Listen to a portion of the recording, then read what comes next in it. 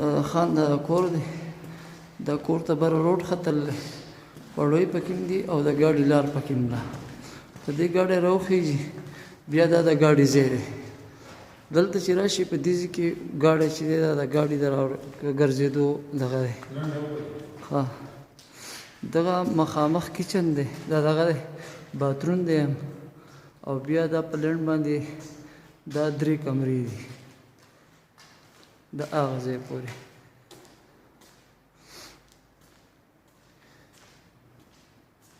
بیا دغه شي دا بره چت ته شي دا پړوی ختلی او لاندې چې دي نو دا بیا 20 منټه ختلی داسې چې راشي دی غولي دا 20 منټه لاندې هغې ته ورکوزي شوې د هغې نه مخامخ و دغه چې دی دا بیا اوس موږ برنډه کې یوله دا برنډه ده او دا کچن دی مخامخ دا د ګیس کچن دی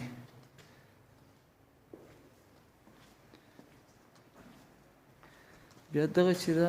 دا مخامخ و دغه بیا د سنګ برنډه ده د هغه ځای پورې بیا هغه مخامخ چې دی دغه یو دا دغه یو دا بیا برجي خانه ده کچن دی د لرګو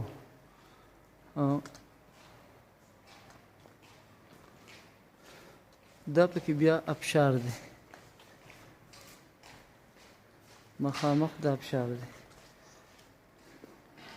په دې کې اوس هغه اوبه موږ بنده کړله او فرش وکړی د هغې د وجې دی لاندې پکې بیا دغه دی که مایان میانسه پکې سړی پرېږدي جدا پکې د هغې ځای شو په دې ځای پورې